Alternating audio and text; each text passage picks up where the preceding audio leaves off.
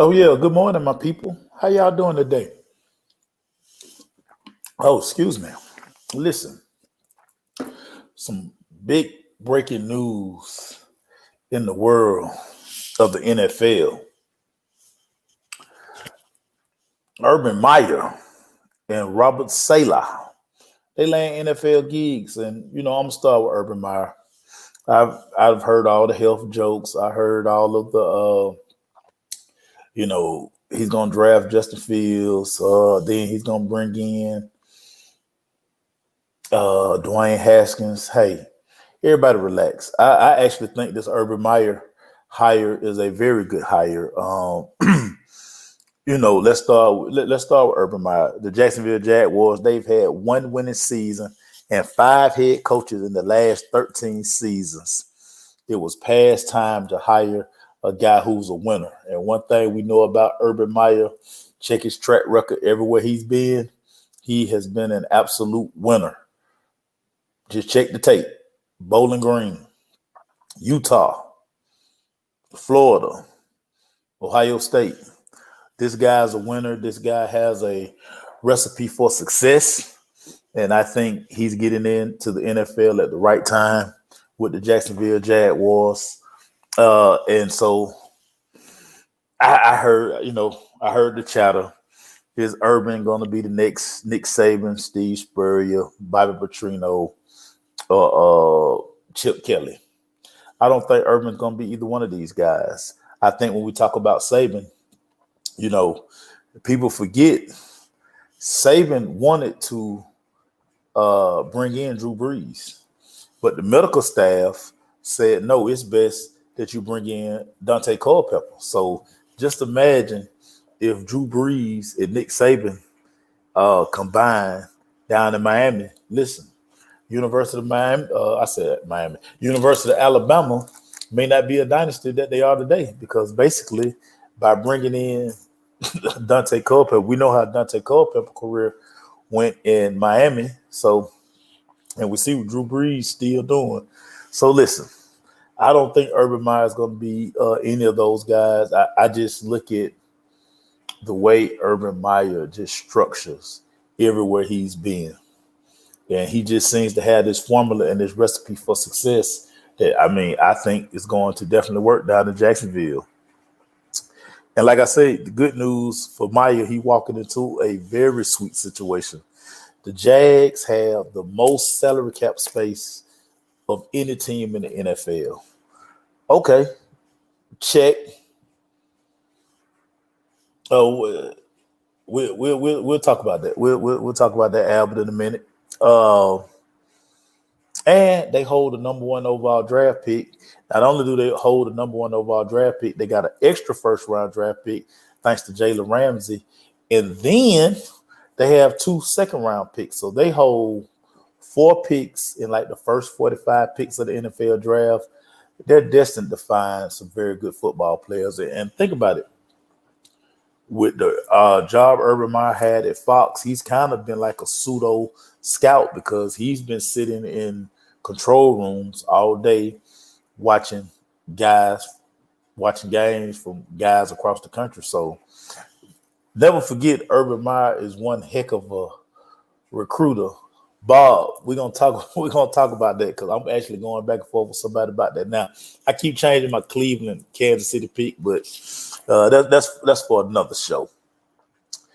And then listen, the beauty of Urban Meyer going down to Jacksonville, he has a patient owner who clearly one of the things that I think, I don't know, but I think the only way Urban Meyer would take this job is he has to have total control. Urban has been that kind of guy everywhere he's been. So I think the cons are gonna basically tell Urban, look, this your show, run it your way, and think about it.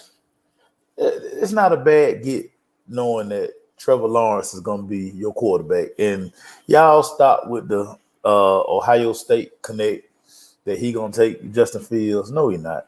He's going to take Trevor Lawrence. Trust and believe Trevor Lawrence will be the quarterback.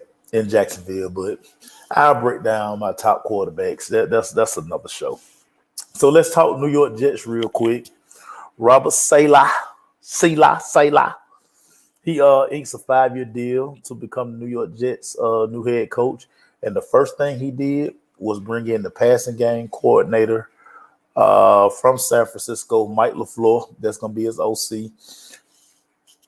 I like this. This guy, so it seemed like news out of New York was saying basically it was going to be Arthur Smith or it's going to be Robert Saleh. I think what they did, they just had an offensive coach in Adam Gase. That didn't work out. So here you go, bring in a guy to build up the defense. And listen, he has this reputation. Everybody on TV, if you watch any of the 49er games, I hear that the commentators, they are very excited about this guy. They love talking about this guy. I don't watch games with volume, so I never know what these guys saying. I trust my own eyes out. That's a whole nother story. But if you know me, you know if you're gonna watch a game with me, I can't watch with no volume. So that's just me. And think about it. Before Saleh arrived in San Fran, 49ers defense was pretty bad. Once he became the DC, the defense became one of the top defense in the NFL. Of course, people are going to say, well, when you have the kind of talent that they had through the draft, bringing in key free agents. But listen, we know offensive coordinators, defensive coordinators, if you are the coordinator on duty when the success is happening, you're going to get credit for that. And listen, say what you want about that. That's just how the game goes. So, hey, don't be upset and doubt this man's credentials. Listen, the Jets figured out that this guy was worthy of being one of the 32 coaches in the NFL. And listen, my biggest question for the New York Jets, what are they going to do with the number 2 overall pick? Are they going to commit to Sam Darnold and then use that pick? You got a defensive-minded coach now. Do you go get the best defensive player in the draft? Do you take the number 2 pick?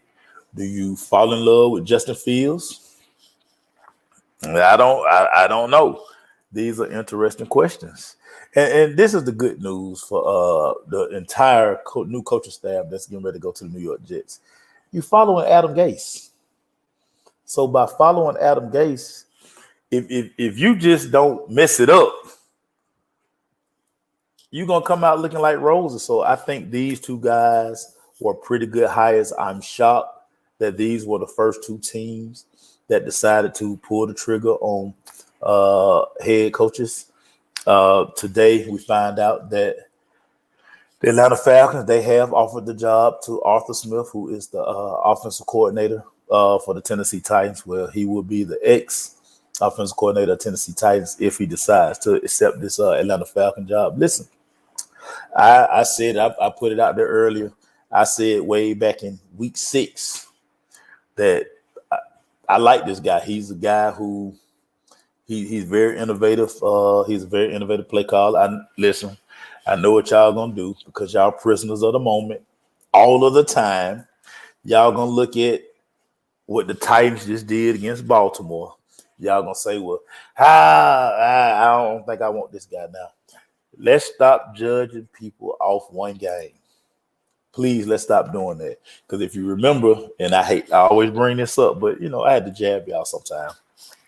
You guys hated the AJ Terrell pick last year. I got all the receipts. I'm gonna bring it back up during the draft. You guys hated the AJ Terrell pick. How did that turn out? He quietly was one of your best defensive players all year, and somebody gonna throw a jab where he missed the interception in Kansas City. Yeah, he did. But let's just say this: y'all were, y'all had your phone in your hand all year. Y'all were waiting for him to get beat or something happen so y'all can be like, I told you so, bruh. Leave your barbershop opinions in the barbershop. Let us professionals. Let us handle this. So, keep your thoughts, hey, post away, hey, Scroll by it if you don't like it. But listen, some of us really know what's going on. But again, these two guys, Urban Meyer, Robert Saleh, I like these. I like these decisions by these two organizations. Listen, 5 more NFL jobs are available. The biggest question is going to be, we know the hot name all year, last year. A lot of people were upset. And now it's starting to seem like Eric Bieniemy, we're not hearing his name enough. So will Eric Bieniemy land one of these jobs? We hope so. We hope so. But I don't know if it's the success of the Kansas City Chiefs, because as they continue to win, he has to continue putting game plans together, getting the Chiefs ready. So I don't know if he's able to travel, because I know these two guys were able to go do in-person interviews. Of course, Urban Meyer, he don't have no job, but he was working TV, but you know. But Sailor, he made the playoffs, so he had plenty of time to go visit teams. I think it's a big difference between a Zoom interview and in person. So I don't know if Bieniemy is able to kind of go and just be in front of GMs, and this gonna be tough. I do know, Bob. Bob, you're wild. Bob, I'm gonna tell you this, Bob, real quick. Every other day I've changed my mind. So today, somebody asked me, I said, I think the Browns gonna win. I don't like the way the Chiefs played down the stretch. I really didn't. They didn't blow anybody out. Everything has been close with them. I don't believe in that flip a switch thing. I don't believe in it. But we'll see. We'll see. So again, I just wanted to put my thoughts out there. They asked me to write on it. I say, yeah, instead of writing on it, I'll talk about it. It's best I talk about it. I talk it out. I do my writing later. But yeah, these are two good hires. Friday is usually like a slow news day. So I don't know if the Falcons, like say the word is out there, they offered Arthur Smith. We'll see. We'll see. Again, I'm intrigued by the Houston Texans situation. You don't trade franchise quarterbacks, but if Deshaun Watson don't want to be there, can he force his way out of Houston just like the Beard? I don't know. But again, these are just my thoughts, man. I had to put them out there, man. So hey, you guys have a good day. Any updates? Any calls? Any tweets? Albert, yes, teams are having in-person interviews, and what it was, that's one of the things that sold Saleh to the Jets.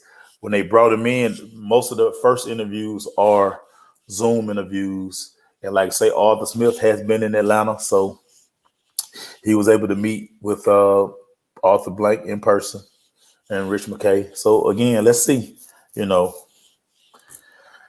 all these situations, man, are going to come down to, and my thought has always been, if you're an owner, if this is your guy, go get your guy. Don't wait around, because you might miss the boat, and that's tough. Now I'm doing that Saturday, at least I'm doing that tomorrow. We're doing our pick show on tomorrow. So I'm still watching film. I'm still watching film. But right now, if I had to pick today, I ain't gonna do it. I'm saving for tomorrow. I know which way I'm leaning, but hey, y'all have a good day. I got to go do some more reading. I got to go talk to some people. I got to try to stay in the know, man. So when I get information, I pass it on to my people, because I love y'all like that, man. And there ain't nothing you can do about it. Y'all have a good day, man. This your boy Maceo Hurd Jr. I always got to add the junior that my dad to say. Boy, your name ain't Maceo Hurd. That's my name. Whatever. Hey, y'all have a good day, man. I'm gone. Peace.